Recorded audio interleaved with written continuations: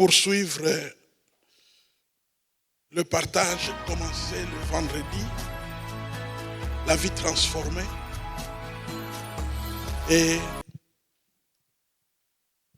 mon cœur est vraiment porté à laisser Dieu lui-même nous parler, nous toucher et nous édifier dans la direction qui correspond vraiment à son plan. J'aimerais vous proposer une lecture dans Romains, la lettre de Paul aux Romains au chapitre 12. Nous lirons d'abord le verset 4, 5 et puis les autres versets pourront suivre. Romains chapitre 12, le verset 4 et 5. Car comme nous avons plusieurs membres dans un seul corps, et que tous les membres n'ont pas la même fonction, ainsi, nous qui sommes plusieurs, nous formons un seul corps en Christ, et nous sommes tous membres les uns des autres. Alors, de ces passages et d'autres qui vont suivre, nous pouvons retenir comme sujet transformé par le pouvoir de l'amour. Transformé par le pouvoir de l'amour. Prions le Seigneur. Père Tout-Puissant, merci pour ta parole que tu envoies à nos cœurs. Que cette parole produise au fond de nos vies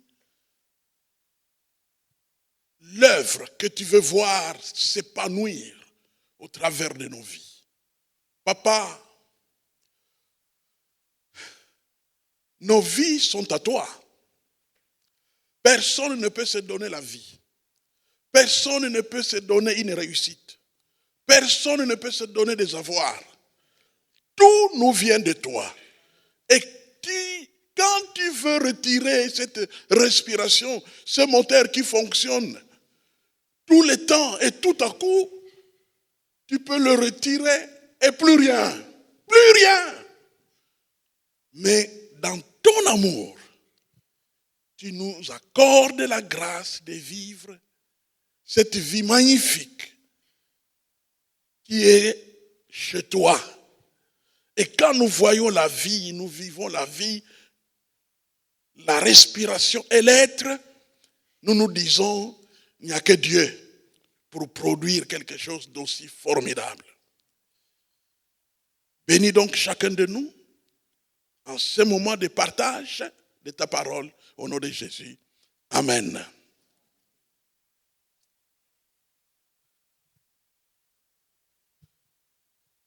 Le propre tribunal. C'était l'une des pensées principales qui était partagée le vendredi soir sur Zoom. Le propre tribunal. Tu te juges toi-même. Tu te découvres toi-même. Tu réalises qui tu es. Tu affrontes ta propre personne. Comme je l'ai dit, la tendance charnelle, c'est les autres. On voit les fautes des autres. Nous essayons de convaincre les autres qu'ils ont tort, qu'ils ont fait du mal, ainsi de suite. Mais, curieusement, ce que Dieu exige pour l'homme, la femme qui veut venir à lui, c'est qu'il regarde en lui-même. Et j'ai rappelé que l'enfant prodigue, la clé de sa transformation, c'est d'être rentré en lui-même. Une fois il est rentré en lui-même, et il s'est rendu compte. Je dirai à mon père, j'ai péché. Il ne dira pas à son père, tu ne m'as pas bien gardé. Tu ne m'as pas fait ceci, tu ne m'as pas fait. J'ai péché. Et l'Écriture dira, jugez-vous vous-même. C'est la clé. Dieu n'apporte pas la transformation à quelqu'un qui regarde aux autres. Dieu apporte sa transformation à quelqu'un qui se regarde comme dans un miroir pour se découvrir tel qu'il est et qui reconnaît en profondeur et sincèrement. Quand je suis tombé sur cette phrase, je ne pouvais pas ne pas me souvenir. Lorsque ce jour-là, d'une certaine année dans le passé, j'étais là devant ce frère qui m'a aidé à donner ma vie à Jésus-Christ et qu'il m'a posé la question, qu'est-ce que tu dis de toi-même? Oh, Dieu est bon, qu'il ait inspiré cet homme à me poser une telle question.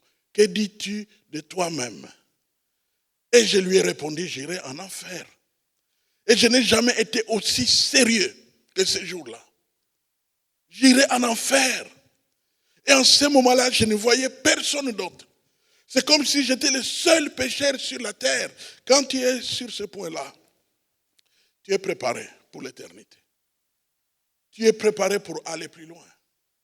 Tu es préparé pour être béni. Tu es préparé. Et j'ai partagé cette image de la chenille, n'est-ce pas? Que la transformation que Dieu apporte ressemble à celle de la chenille. Vous connaissez tous la chenille. Du moins, vous l'avez vu à la télévision. Moi, je l'ai vu en permanence sur le sol de mon village. La chenille qui rampe, qui rampe, qui rampe. Quand elle est ciblée par un oiseau, il n'y a aucun moyen de se cacher. Aucun moyen d'échapper. La chenille est fragile, misérable. Si par hasard tu marches sur la route et la chenille, tu ne l'as pas vue et tu marches dessus, elle s'écrase. Il n'y a ni os ni rien pour résister. La chenille. On ne mange pas toutes les chenilles. Je ferme la parenthèse. Il y en a celles dont on peut manger. Mais quand la chenille construit sa petite maison, qu'on appelle cocon, c'est très solide. C'est un mélange entre l'herbe sèche, les terres, les petits morceaux de bois tout petits, et puis sa salive élastique. Quand elle mélange ça, elle se met à construire, et s'enferme dans le cocon pour y passer le temps que Dieu a décidé. Et alors, à un moment donné, lorsque toute sa nourriture est finie, vidée, la chenille doit sortir vite pour aller manger, sinon elle va mourir. Et c'est en se bataillant pour sortir que va se développer quelque chose. Et c'est quelque chose qui va se développer quand ça va finir par vaincre le cocon, l'ouvrir et sortir, ça sera le papillon avec des ailes. Alors, sa nouvelle vie. Voyez un oiseau qui veut attraper un papillon. C'est très amusant. Vous pouvez même filmer. C'est difficilement qu'un oiseau peut attraper un papillon. Parce qu'il jongle, il monte, il descend. Mais là où maintenant je voulais en venir, comment garder régulièrement cette vie transformée? Parce qu'il y a beaucoup d'hommes et beaucoup de femmes qui peuvent avoir eu une véritable expérience du salut. L'apôtre Paul en parle. Mais chemin faisant, ils ont changé. La Bible les appelle hommes charnels. Hommes charnels. Ils sont devenus charnels. Ils sont nés de nouveau. Mais à cause des problèmes qu'ils rencontrent, ils deviennent charnels. Au point que, d'après Bill Bright, et l'homme charnel et les païens, c'est difficile de les distinguer. Parce qu'ils ont les mêmes caractéristiques. À la seule différence, leur histoire. Le païen n'a pas d'histoire avec Dieu, mais l'homme charnel a l'histoire avec Dieu. Il peut te dire d'où il vient. Quand vous étudiez le texte qui parle de l'apôtre Paul, n'est-ce pas? Là, vous allez découvrir que quand il est devenu charnel, où il a fait l'expérience de la vie charnelle, eh bien, il faisait tout le contraire de tout ce qu'il avait appris à faire. Donc, maintenant, comment est-ce que nous pouvons conserver la vie nouvelle qui est la nôtre. Comment la conserver avec succès? Eh bien, le moyen de demeurer dans le changement, c'est de nous établir, notez, dans l'amour. Dans l'amour du Seigneur.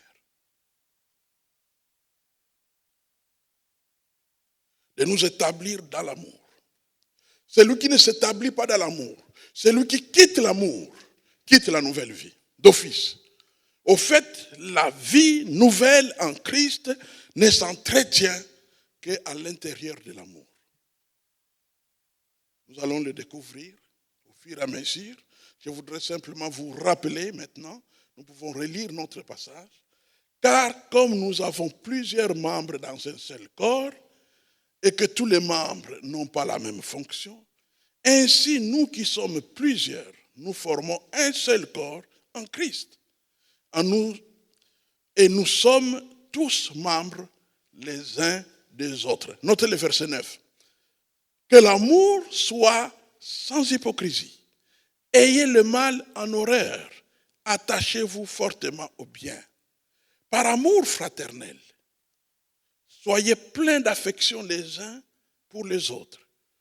Par honneur, usez de prévenance réciproque. Alors, l'amour, c'est le lieu pour garder notre vie transformée.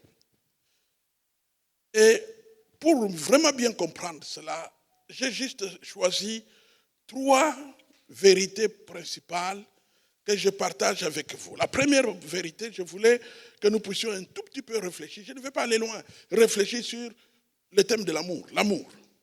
Juste quelques remarques. L'amour. Qu'est-ce que nous retenons de cet amour dont parle la Bible? D'abord, il faut noter que l'amour, tel que la Bible en parle, n'a rien à voir avec ce que le monde en a fait. Le monde utilise le mot amour pour manger les autres, pour détruire les autres, pour écraser les autres. Mais l'amour tel que la Bible en parle, c'est cet amour sans condition. L'amour agapé, sans condition. Et c'est cet amour que Dieu donne. Alors, l'amour, c'est la seule chose qui peut tout changer. L'amour peut guérir, l'amour peut innover, l'amour peut fortifier, l'amour donne de l'énergie, l'amour rafraîchit, l'amour renouvelle. C'est ça ce que l'amour peut faire. Quand vous manifestez de l'amour les uns aux autres, ça guérit. Ça renouvelle, ça fortifie, ça donne du courage, ça rafraîchit. Donc l'amour est la plus grande source de puissance. Pourquoi? Parce que Dieu est amour. 1 Jean chapitre 4, verset 8. Dieu est amour. Et tout ce à quoi Dieu se qualifie lui-même contient, n'est-ce pas, des éléments de sa personne. Comme Dieu est amour, là où règne l'amour, il y a sa puissance. Dieu est saint, là où règne la sainteté, il y a sa puissance. Ainsi de suite. Dieu est tout puissant, là où où on proclame sa puissance, il y a sa puissance qui se manifeste. Et ainsi de suite. Dieu est porteur, son caractère s'exprime au travers de partout où ce caractère est adopté et accueilli. L'amour, donc, c'est la plus grande source de puissance, car Dieu est amour. Maintenant, la grande question, où trouver cet amour de Dieu? Où est-ce qu'on peut le trouver? Mais à l'église. Pourquoi? Parce que tout ce que Dieu sauve, il les amène à l'église. Tout ce que Dieu sauve, il les amène à l'église. Dès que Dieu te sauve, il te montre le chemin de l'église, d'une manière ou d'une autre. D'une manière ou d'une autre. Chacun de vous peut rendre son témoignage. Et j'en ai le mien. Je venais de recevoir Jésus-Christ au Congo central, donc dans la province du Bas-Congo. Je rentre à Kinshasa en vacances chez mes frères. Je ne sais pas où se trouve. Quand je partais à l'école, je ne savais pas où se trouvait une église, à part peut-être le temple catholique, les bâtiments catholiques. Maintenant, je reviens en vacances, je ne sais pas où se trouve une église, où je peux aller. Nulle part. Et puis un samedi, vous connaissez l'histoire, je sors, c'est comme si on me disait, va. Et il me dirige jusqu'à l'église, Dieu lui-même. On n'est pas venu m'inviter. On ne m'a pas dit, attention, quand il ira à telle rue, il y a une église là-bas, tu pourras aller prier. Non. Je sors, je marche sur Inongo. Et puis j'arrive à la prochaine rue qui entre vers la droite. C'est comme si je dois aller là-bas. Je n'allais nulle part. C'est comme si je dois aller là-bas. Et j'y vais. Je fais une dizaine, quinzaine de mètres. Je vois une parcelle ouverte. Mais depuis la maison, il y a eu toutes les parcelles ouvertes. Mais là, je vois une parcelle ouverte. Et je regarde. Et je vois des battants ouverts. C'est comme si on me dit, pourquoi ne pas aller voir ce qui se passe là à l'intérieur. Mes frères, je ne sais pas comment ça passe chez vous.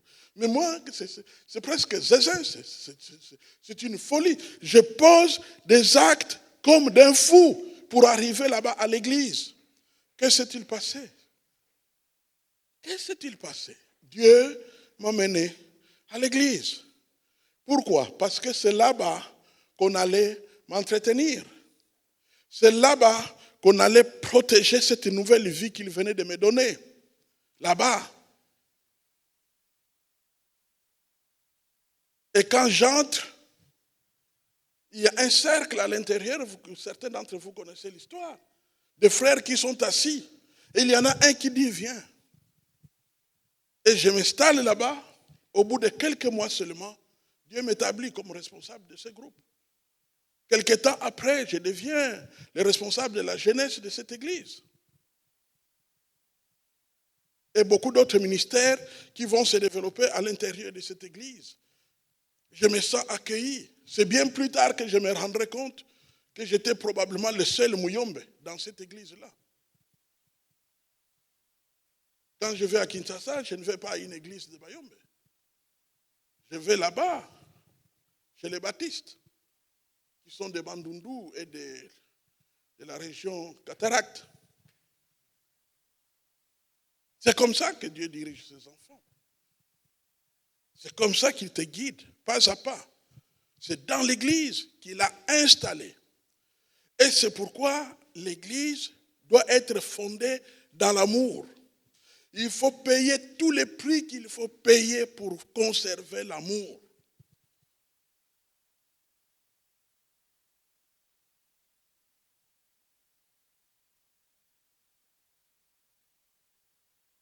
Notez la deuxième chose. Les uns les autres. Les uns les autres. Voilà ce qui se passe à l'église. Les uns les autres. Dieu a façonné le monde de telle manière que nous soyons obligés d'avoir besoin des uns et des autres. J'ai besoin de vous et vous, vous avez besoin de moi. J'ai besoin de vous et vous, vous avez besoin de moi. L'expression les uns les autres est reprise 58 fois dans le Nouveau, rien que dans le Nouveau Testament. 58 fois. Les uns les autres, les uns les autres, les uns les autres. Il y a cette solidarité que Dieu veut, que quand il y a quelque chose qui se fait, et je suis concerné, je peux faire quelque chose, je participe, j'agis, parce que c'est les uns les autres. Vous savez, le plus grave danger que court l'Église, c'est la présence des valeurs païennes à l'intérieur de l'Église. Dès que les valeurs païennes entrent à l'Église, l'Église est en danger. L'Église est en danger. C'est pourquoi il faut être certain. Relisons ce que nous avons lu tout à l'heure. Les versets 9 et 10. Notez Que l'amour soit sans hypocrisie. Ayez le mal en horreur. Attachez-vous fortement au bien. Par amour fraternel, soyez pleins d'affection les uns pour les autres. Et par honneur, usez des prévenances réciproques. Restons sur ces deux versets. Notons quelques remarques. Qu'est-ce que vous constatez?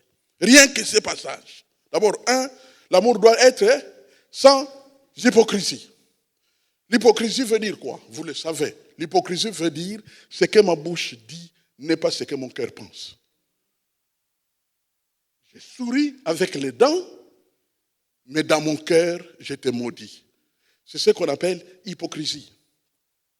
Et au fait, la Bible ne veut pas dire qu'on n'aura pas d'incompréhension les uns les autres.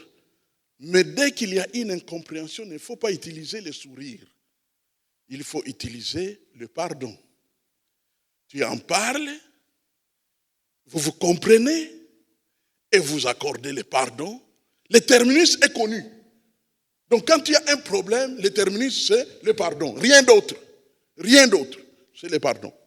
Et ainsi de suite. C'est comme ça que Dieu guide ses enfants à l'intérieur de cet amour fraternel.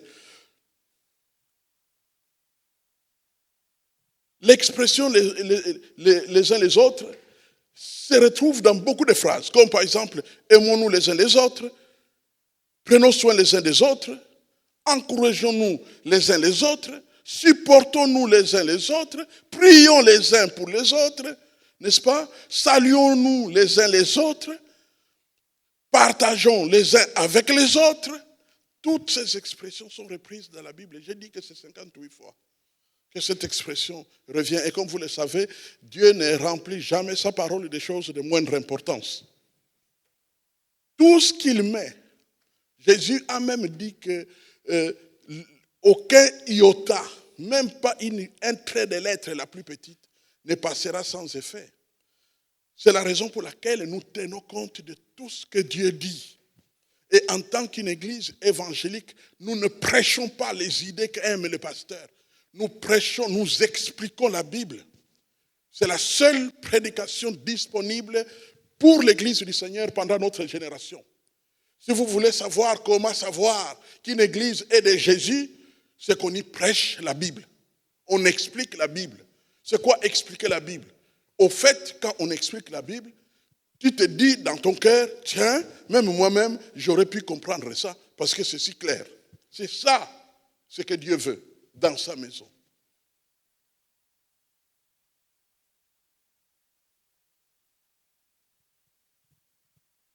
Dieu, après t'avoir sauvé, te donne aux autres qu'il a sauvés. Soit qu'il les a sauvés avant, alors il te donne à eux pour qu'ils t'entretiennent, comme l'apôtre Paul, quand il est venu au Sauveur, Dieu l'envoie chez Ananias, et ainsi de suite, chez les autres qui avaient pris le chemin de la vie en Christ avant lui. Et puis, à ton tour, quand Dieu va sauver les autres, il va commencer à les envoyer chez toi. Il va commencer à les envoyer chez toi.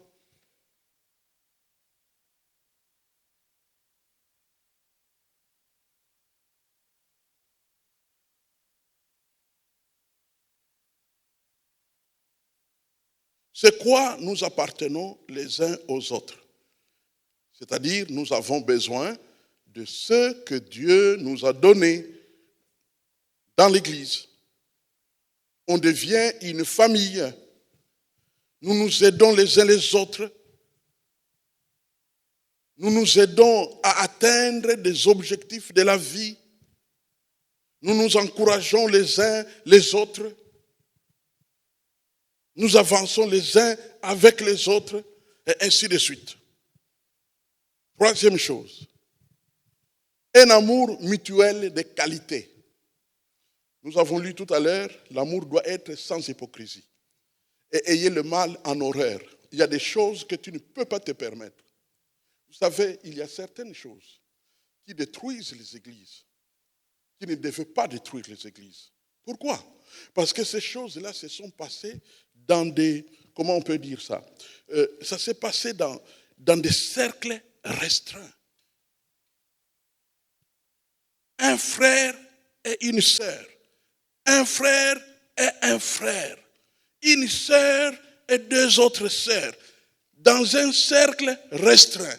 Mais d'où vient qu'au bout de quelques semaines, toute l'église est détruite par les choses qui se sont passées entre deux frères? Vous savez qu'est-ce qui fait ça? Qu'est-ce qui accomplit cela? Le scandalone. C'est la première fois que récemment, j'ai entendu un prédicateur bien prêcher sur ce sujet. Oh, que j'étais fier, surtout que je le connais.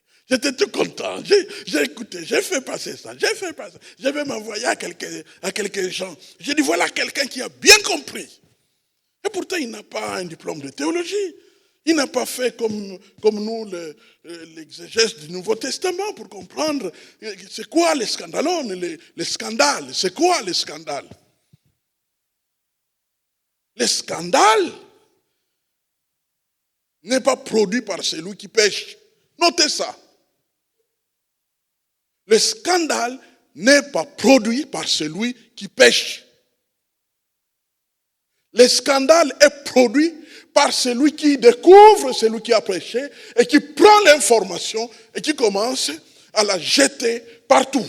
C'est celui-là qui produit le scandale. Et Jésus a dit de lui ou d'elle, mieux vaudrait pour lui qu'on l'attache à une pierre lourde et qu'on le jette dans la mer pour qu'il aille mourir là où personne ne peut le pleurer. Quelle malédiction! Quelle malédiction! Et vous savez que je prêche ça depuis près de 20 ans. Mais dans l'église, une chose s'est passée entre deux personnes, s'est retrouvée entre 400 personnes. Que s'est-il passé? Au fait, Satan habite beaucoup de cœurs. L'amour ne fonctionne pas parce qu'il est étouffé par des hommes et des femmes. Je me pose une question. Sont-ils nés de nouveau? Peut-être charnels alors. Ou probablement pire, ils ne sont même pas nés de nouveau. Alors ils se sont retrouvés dans l'église. Jésus n'a pas créé l'église pour les païens. Il y a assez de clubs pour les païens dans ce monde. Vous avez entendu parler? J'ai entendu un mot. Chaque fois j'entendais. Oh, j'étais en boîte. Vous connaissez la boîte? Ce n'est pas la boîte de sardines. Hein? Au fait, en boîte, c'est une maison close. Et le plus souvent avec très peu de lumière. Et une musique envoûtante. Quand tu entres là-dedans, oh là là, il semblerait qu'il se passe des choses. Et puis, bien entendu, de temps en temps, tu ajoutes un peu de carburant. C'est-à-dire les jupilaires, et ainsi de suite. La bière, tu ajoutes un peu de carburant, comme ça tu transpires. Il y a assez de clubs pour les païens. L'église n'est pas pour les païens, non!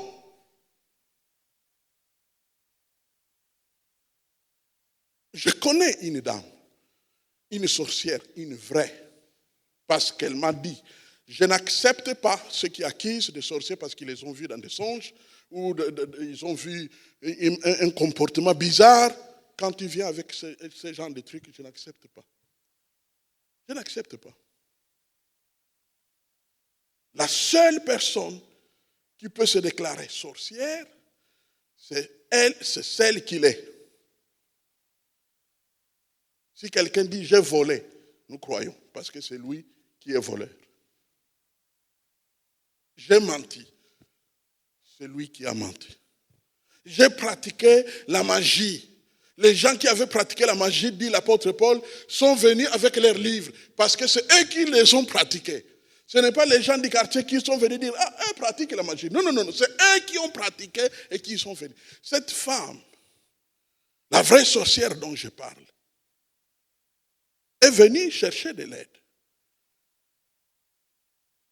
Et j'ai commencé à prier pour elle. Elle dort. Et puis quand j'ai fini de prier, elle se réveille.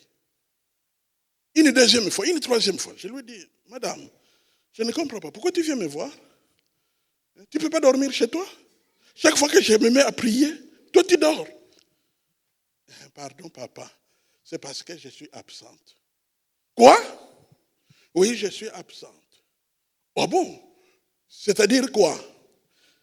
Elle me montre un arbre. Elle me dit, chaque fois que je viens, je laisse mon esprit là-bas. C'est ce que les grands sorciers m'ont dit. Que quand tu dois aller prier avec ces pasteurs-là, il faut laisser ton esprit là-bas, sinon tu auras des problèmes. Donc, elle laisse l'esprit là-bas et elle vient et elle devient comme une enveloppe. Frère, l'église, ce n'est pas pour ces gens-là. L'église, c'est pour ceux qui ont une nouvelle vie. L'église, c'est pour ceux qui ont une nouvelle vie. C'est parce que Dieu nous a interdit. Savez-vous qu'il est permis aux églises de dire à quelqu'un, tu n'as pas ta place ici. Ne viens plus. C'est permis par la loi. C'est-à-dire, c'est ce qu'on appelle la liberté d'association. C'est pourquoi même dans les partis politiques, quelqu'un peut être exclu du parti politique. On peut lui dire, toi tu ne viens plus, c'est fini. Donc de la même manière, dans les églises, nous pouvons dire à quelqu'un, toi ne viens plus. Pourquoi? Parce que tu amènes des choses qui n'ont rien à voir avec les enfants de Dieu. Donc l'amour doit être sans hypocrisie. L'amour doit être sans hypocrisie. Ayez le mal en horreur. Attachez-vous fortement au bien. Alors, notez, verset 10. Par amour fraternel, soyez pleins d'affection les uns pour les autres. Mes frères, soyez pleins d'affection. Vous savez qu'il y a des moments où les gens ont vraiment besoin d'une accolade plutôt que d'un jugement. Tellement ils sont victimes de plus graves méchancetés. Mais curieusement, il y a des enfants de Dieu pour se mettre du côté de ceux qui leur font du mal. Mais c'est catastrophique. Ce n'est pas Dieu, ça. Ce n'est pas Dieu. Ce n'est pas l'église du Seigneur. Il faut donc veiller à ce qu'on ait une grande affection les uns pour les autres. Je vais vous raconter, je cite ce nom pour la dernière fois, je ne citerai plus. Un jour, un frère est venu dans le bureau. Il me dit, pasteur, c'est grave. Grave, oui. Qu'est-ce qui est grave? Nous avons attrapé une sorcière. Oh, vous avez attrapé une sorcière, oui. Comment? Et on me donne l'explication que, quand nous avons eu notre bébé, il fallait qu'on puisse tuer un coq, mais un coq vivant. Il ne faut pas aller prendre les coqs qui sont au supermarché, mais il faut un coq vivant qu'on doit égorger. Les sang sort comme ça. Et quand nous nous sommes renseignés auprès d'un homme de Dieu, l'homme de Dieu nous a dit, mais vous n'avez pas compris que c'est la sorcellerie. Et cette femme veut ensorceler votre enfant. Alors, donc, c'est vraiment une sorcière. Je dis, mon frère, si tu étais au village, comment tu ferais? Il y a des supermarchés là-bas pour garder des cadavres de coqs. Ah non, mais ici, on est quand même en Europe. Hein? Alors, qui a sanctifié les coqs qui sont dans les supermarchés? Frère, n'ose plus abîmer l'honneur d'une personne. Ce n'est pas une preuve de sorcellerie. J'ai cru qu'il m'a compris. 2 semaines seulement après, ça tournait dans l'église. Telle est sorcière, telle est sorcière. Telle est sorcière. Elle a amené un coq dans un carton. Maintenant, on parle même du carton dans lequel on a amené le coq. Vous savez, mes frères et sœurs, je vais vous dire, vous savez, quand vous avez une vie en Christ, il y a des moments où vous prendrez des libertés. Pas seulement parce que vous êtes pasteur, mais tout simplement parce que vous vous dites, c'est cette femme qui a besoin d'être aimée. C'est une femme qui n'avait même pas beaucoup de membres de famille, qui avait vraiment besoin d'être aimée. On en profite pour la détruire. J'ai pris le micro. Il y a certains peut-être qui s'en souviendraient. D'abord, j'ai commencé par faire venir la maman dans mon bureau. Je lui dis, les gens sont en train de t'accuser d'être sorcière. Maintenant, c'est à toi de me le dire. Es-tu sorcière? Papa, comment est-ce que je peux être sorcière? À l'écodime? Moi, j'ai commencé ma vie, elle m'a raconté son parcours. La seule chose, si on pouvait dire qu'elle a commis le péché de sexe, là, elle l'avouerait. Parce qu'à une époque donnée, pour avoir le travail, tout ça, dans les milieux des grands hommes politiques, c'était très compliqué. Mais la sorcellerie, le fétichisme, toutes ces choses-là, elle n'a pas connu ça. Elle a raconté jusqu'à la fin. Quand elle a fini, je lui ai dit, donc je comprends que tu n'es pas sorcière. Non, papa, je ne le suis pas. Très bien. J'ai prié pour elle. J'ai fait une prière d'autorité pour bousiller s'il y avait un quelconque esprit impur. La grande majorité des gens qui ont des esprits impurs, quand ils entraient dans mon bureau et que je touche, c'est par terre ou des manifestations. J'ai prié pour elle, traversé le paix de l'esprit, toutes les armes que vous connaissez de la Bible. Rien, silence. Elle ne disait qu'Amen, gloire à Dieu, Amen, gloire à Dieu. Je dis que Dieu te bénisse, tu peux partir. Je ne lui ai même pas dit que je vais me lever à l'église. Mais j'étais dans le culte, l'Esprit de Dieu me convainc au plus profond de moi. Je dis, mais on est en train d'accuser une femme. Qu'est-ce que tu vas faire? Et quand je me suis levé pour prêcher, je l'ai libérée. Je dis, cette femme n'est pas sorcière. Cette femme n'est pas sorcière. Où est-ce que j'ai reçu ce témoignage-là? Il y a un vieux pasteur qui se repose au ciel, qui procédait de la sorte. Et j'avais vu que cette procédure est bonne.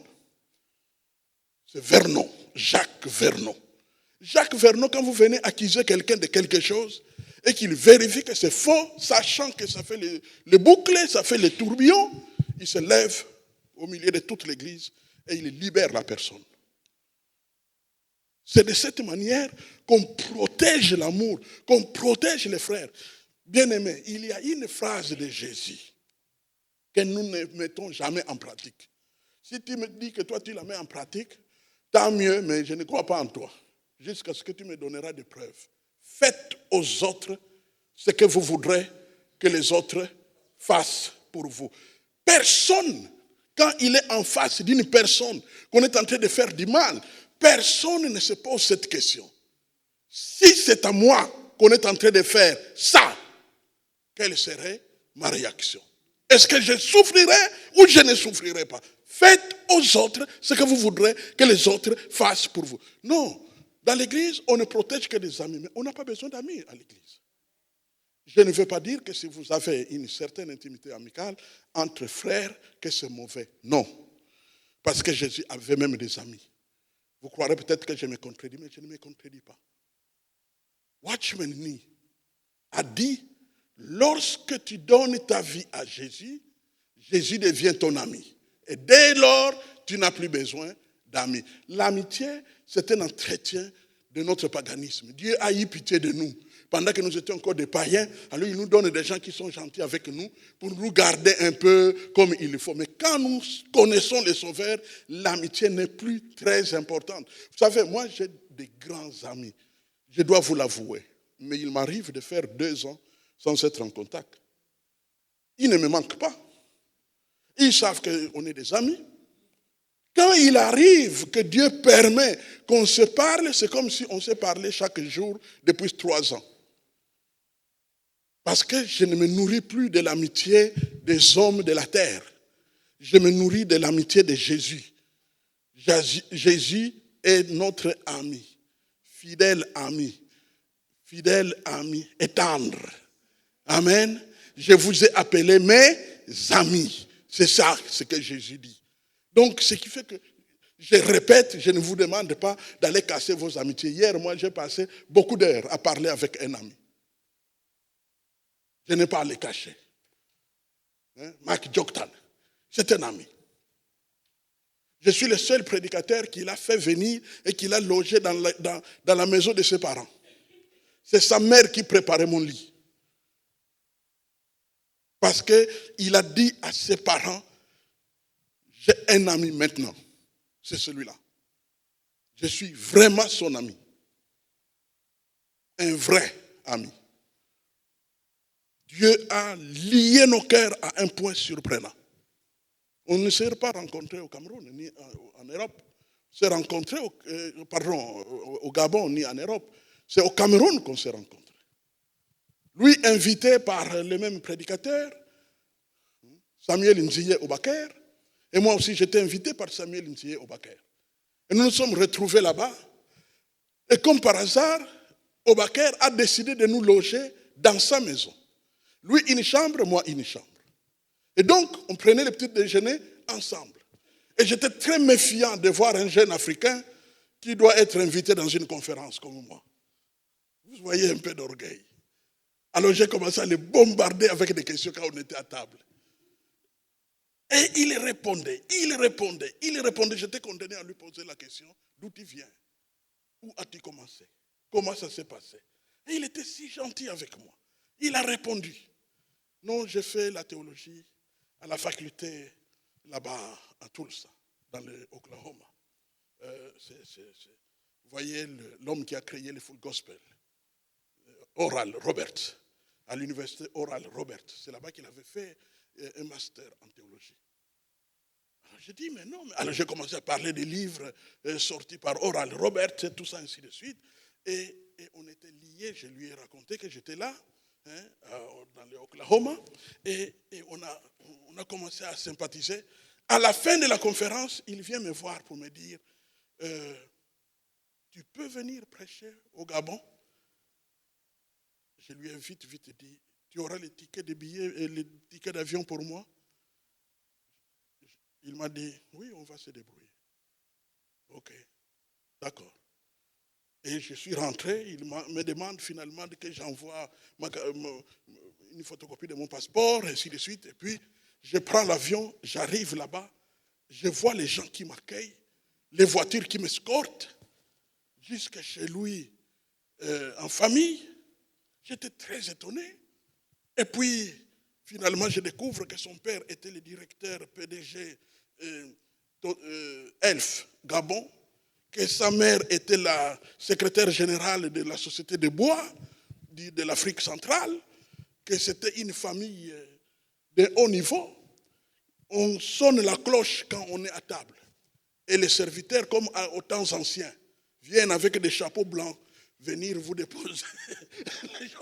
J'étais très étonné. Et sa mère qui veut manger de l'évangile parce qu'elle m'a écouté prêcher, et elle a envie parce qu'elle mangeait très peu la nourriture de son fils. Et maintenant, il y a l'ami de son fils qui est là. Bref, quelque chose est né, quelque chose de très fort, quelque chose de très grand. C'est comme ça que j'ai découvert cet homme. Je vous informe qu'aujourd'hui, il est candidat officiel aux élections présidentielles au Gabon. Donc, hier, on a parlé pendant très très longtemps.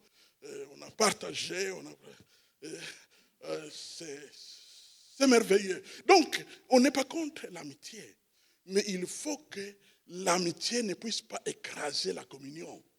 Il faut que l'amitié se taise quand la communion fonctionne, parce que la communion fraternelle est supérieure à l'amitié. C'est très important. L'amitié est humaine, mais la communion vient de Dieu. C'est le Saint-Esprit qui est au travail dans la communion fraternelle. Si vous avez compris, dites Amen. C'est ça ce que Dieu veut. Donc Dieu est d'accord que nous puissions être unis les uns avec les autres. Ma fille, je suis content de te voir. Sois bénie. Gloire à Dieu. Donc c'est comme ça que notre Dieu veut que nous puissions avancer avec lui. Que le nom de l'Éternel soit béni. Gloire à Dieu. Un amour donc mutuel de qualité. S'honorer mutuellement. Avec plaisir. Quand il y en a un qui connaît un succès dans un domaine, eh bien, nous allons célébrer ça ensemble. Nous sommes si heureux que ça a bien marché. Et quand les épreuves de la vie atteignent un frère, c'est tout le monde qui est atteint et qui est atteint et qui veut résoudre les problèmes. Et non pas commencer maintenant à calculer pour dire pourquoi il se retrouve là-bas. Qu'est-ce qu'il a fait? Non! Les uns les autres. Les uns les autres. On se soutient les uns les autres. Et on se soutient les uns les autres. Vous savez, c'est plus que précieux de pouvoir avancer ensemble dans l'amour du Seigneur. Quatrième et dernière chose. Dieu récompense l'amour mutuel. Dieu récompense l'amour mutuel. Quand au nom de l'amour, nous aidons les autres, Dieu active d'office la résolution de vos problèmes. répète, quand vous vous mettez à aider les autres qui sont dans le besoin, parce que, sachez-le, que Dieu peut t'ordonner de résoudre les problèmes des autres alors que toi-même tu as aussi des problèmes. Vous avez déjà vu ça dans la Bible? Bien sûr. Souvenez-vous de la veuve de Sarepta. Vous vous souvenez? Il restait quoi? Un seul gâteau. Mais l'homme de Dieu, quel message il reçoit de Dieu? Ce n'est pas la faim qui a fait parler l'homme de Dieu, Élie. Non, c'est Dieu. Il est prophète. Dieu lui a dit de dire à cette femme, il reste un gâteau, mais tu le prépares pour l'estomac de l'homme de Dieu. Et elle a préparé le gâteau. Dès qu'il a fini de manger, la parole de l'Éternel est sortie. Donc Dieu s'est immédiatement mis à résoudre le problème de la femme de Sarepta. Mais là où je voulais surtout en venir, j'aimerais que nous puissions lire un passage qui m'a bouleversé quand j'étais en train de méditer. Job. Job, dernier chapitre de Job. Job chapitre 42.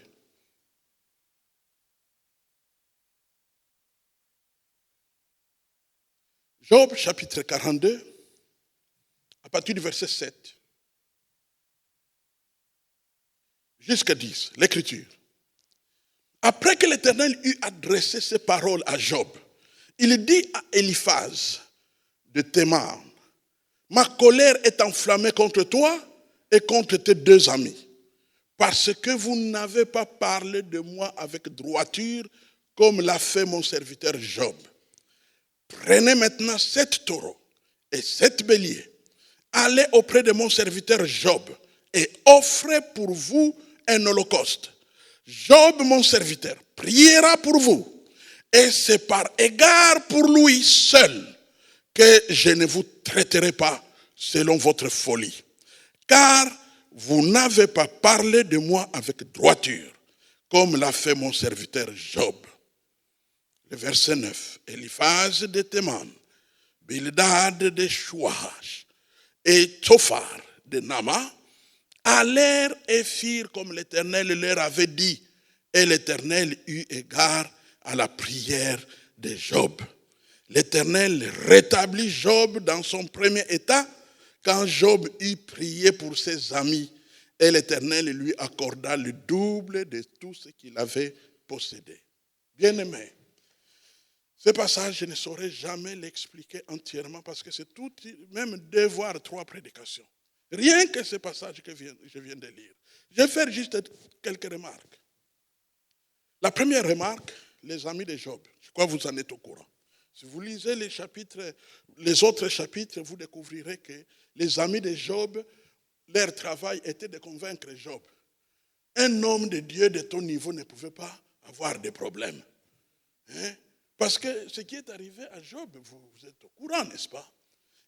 En un jour, il a perdu tous les champs, toutes les plantations. En un jour, il a perdu tous les troupeaux.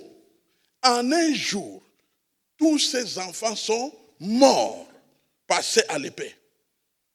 Et en un jour, lui-même est tombé malade. L'irruption d'un problème cutané qui couvre tout le corps.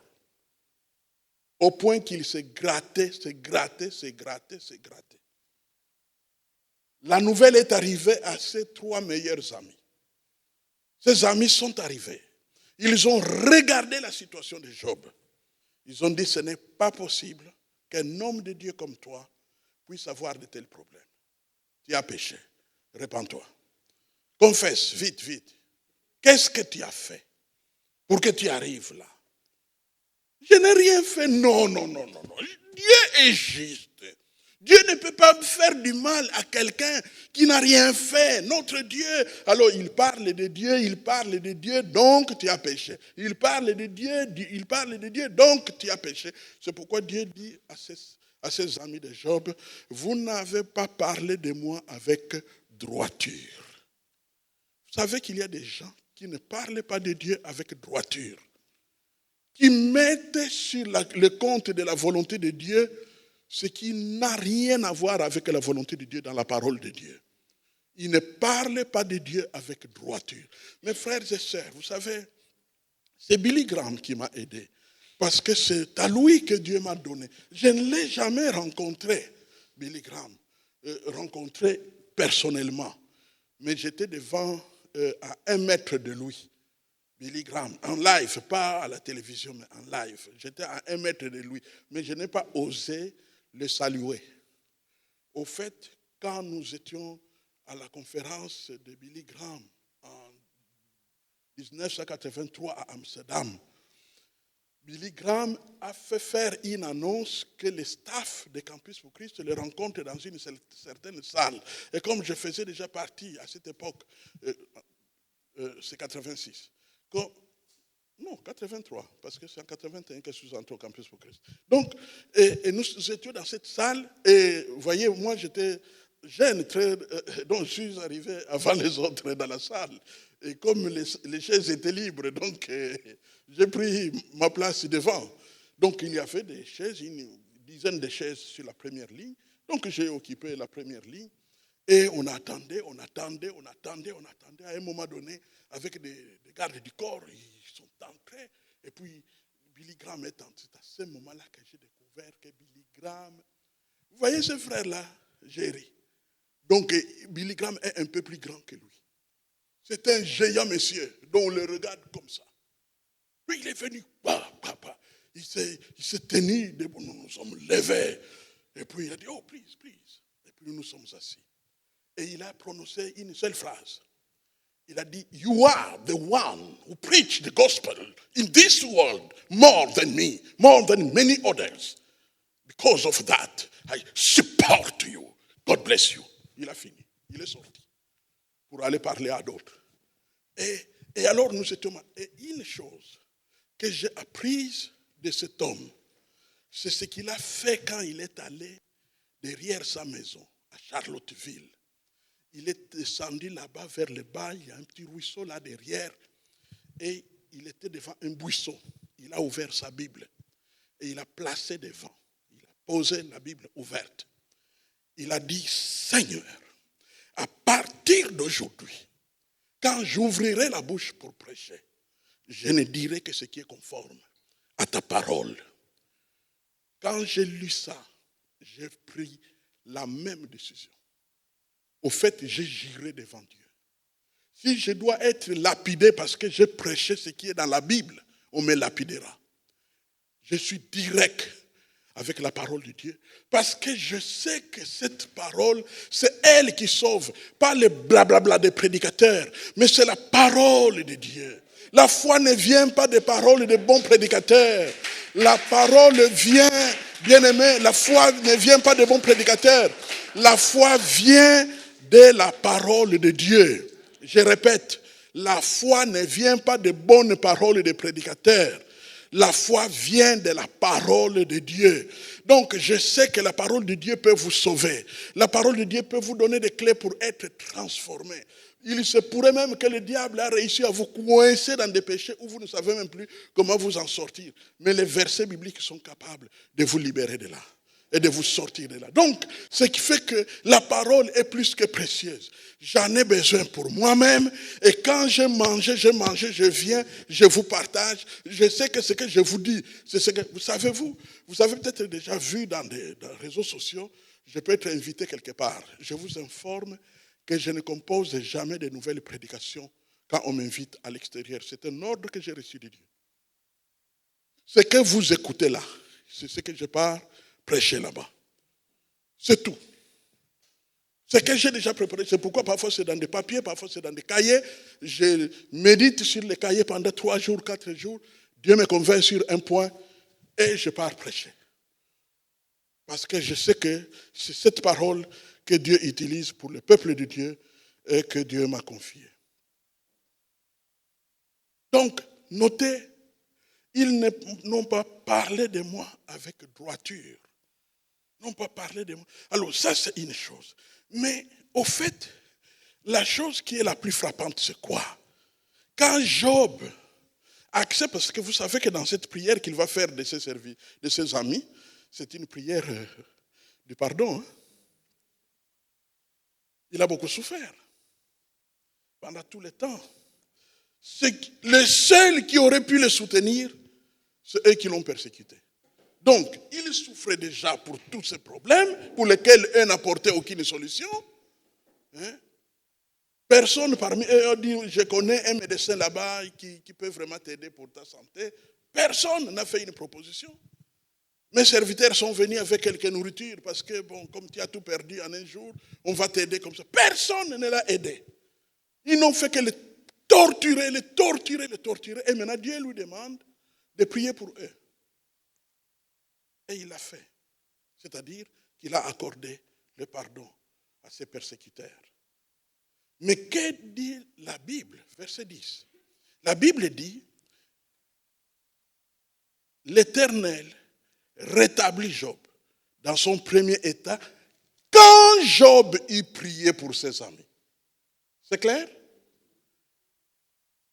Donc Dieu décide de rétablir Job quand il a décidé de prier. En d'autres termes, le cœur de Job était blessé.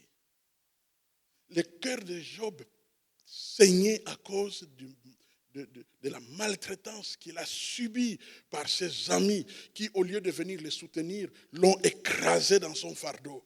Il était blessé. Mais Job a obéi à Dieu. Quand ils sont venus avec l'Holocauste, ils ont dit, voilà, Dieu nous dit de venir pour que tu puisses prier pour nous. Et Job a prié pour eux. Et pendant que Job prie pour eux, Dieu décide de les rétablir dans toute, n'est-ce pas, sa richesse d'autrefois et sa bénédiction d'autrefois. Vous connaissez la suite des versets, comment Job allait être béni, mieux même que ce qu'il était avant. Amen. Donc cela montre que lorsque nous vivons l'amour fraternel véritable, c'est le moyen que Dieu nous a donné pour nous entretenir les uns les autres. Ne mettez pas les péchés n'importe où. Soyons plutôt pleins de... Vous savez, il y a des choses que les hommes ne doivent jamais toucher.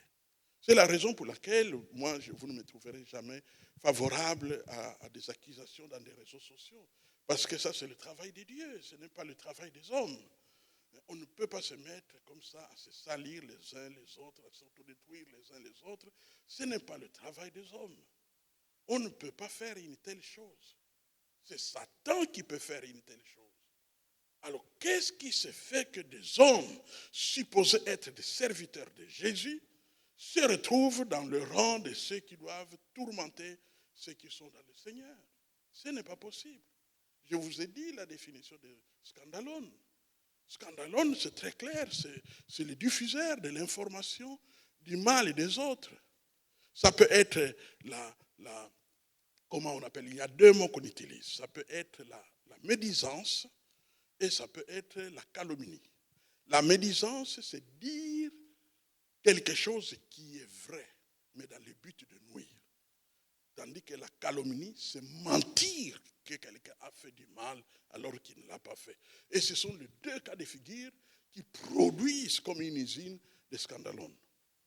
Et nous ne devons jamais ni le faire directement, ni y prêter attention de près ou de loin, parce que sinon nous participons à ce que le diable fait.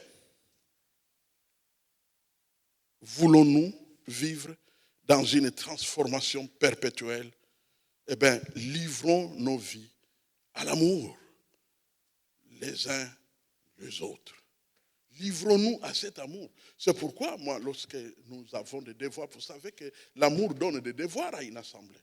Il arrive des fois que nous puissions nous dire, tiens, maintenant, l'amour montre clairement dans l'assemblée, maintenant, que nous devons résoudre les problèmes. Vous savez, notez ceci, c'est très important.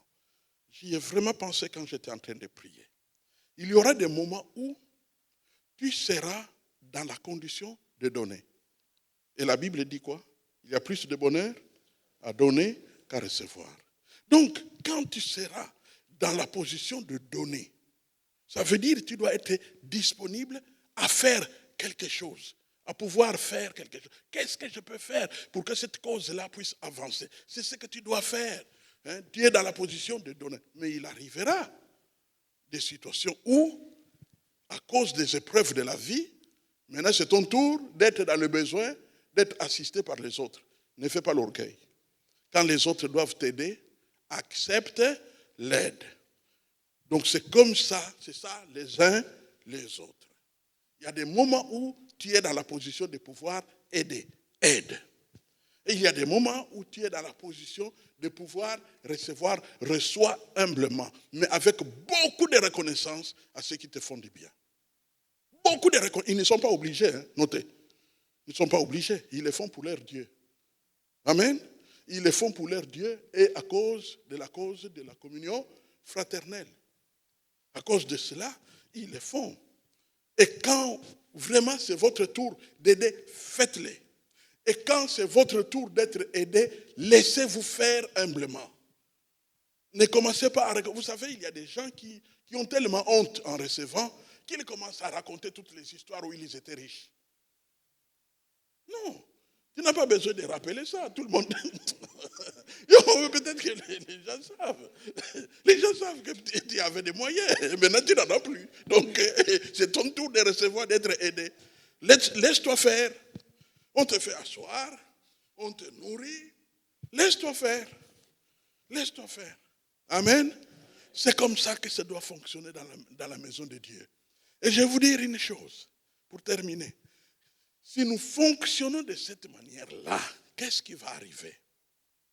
Chaque frère, chaque sœur qui viendra se joindre à nous se sentira à l'aise même quand nous n'avons rien dit. Amen. Parce que l'Esprit de Dieu, c'est lui-même qui fera l'accueil avec ses anges. Il sera en train d'agir. Il sera en train d'agir. Il sera en train d'agir. C'est de cette manière. C'est pourquoi je n'ai pas peur de la croissance d'une église. Je vous dis la vérité. Je n'ai pas peur. Je ne suis pas inquiet. Est-ce que nous grandirons ou nous ne grandirons pas? Ce qui compte, c'est que Dieu grandisse dans nos cœurs.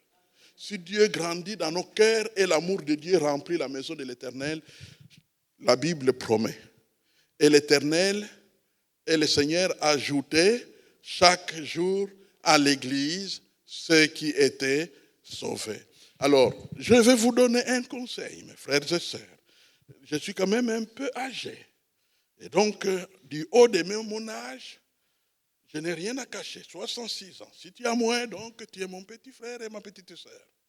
J'ai 66, ok? C'est clair. Alors, donc, j'ai quand même un peu d'âge. Ne perdez pas votre temps à penser à ceux qui étaient avec nous dans le passé pour qu'ils reviennent. Ce n'est pas ça l'évangélisation. Ce n'est pas ça l'évangélisation. Je sais de quoi je parle. D'ailleurs, quand vous faites ça, vous vous exposez à des choses qui ne vont pas vous édifier dans la suite des temps. Donc, ne perdez pas votre temps là-dessus. Je ne veux pas dire que si un frère qui était avec nous, ou une sœur qui était avec nous, vient, nous ne devons pas les accueillir. Au contraire, nous devons les accueillir comme des rois. Mais nous ne devons pas courir tout le temps. Tu attends quoi? Et puis maintenant, on t'entraîne dans des débats compliqués et tu ne sais même plus t'en sortir. Ce n'est pas ça la volonté de Dieu. Ce que Dieu veut sauver, ils sont encore en train de vendre des chaussures là-bas à la rue. D'autres sont à Matongue en train de boire la bière. D'autres encore sont en train de faire d'autres choses. Ils sont nombreux. Savez-vous qu'il y a plus de 150 000 Congolais, même s'ils ont beaucoup bougé, mais 150, déjà en 1990, ils étaient déjà 100 000 Congolais. Donc 150 000, c'est beaucoup. Et à ajouter à cela, beaucoup d'autres Africains francophones. Donc il y a suffisamment du monde pour que nous ne puissions pas perdre du temps avec l'ancienneté de ceux qui sont partis. Non. Nous continuons. Si mes amis s'en vont, qu'importe moi, j'irai. Et quand Dieu met sur mon chemin des gens à évangéliser, j'évangélise. Et nous continuons de la sorte, afin que Dieu continue à se glorifier. Je répète, si un frère, une sœur qui était avec nous et qui n'était plus là et qui vient, moi je les reçois royalement parce que je sais que c'est une grande victoire que la personne remporte.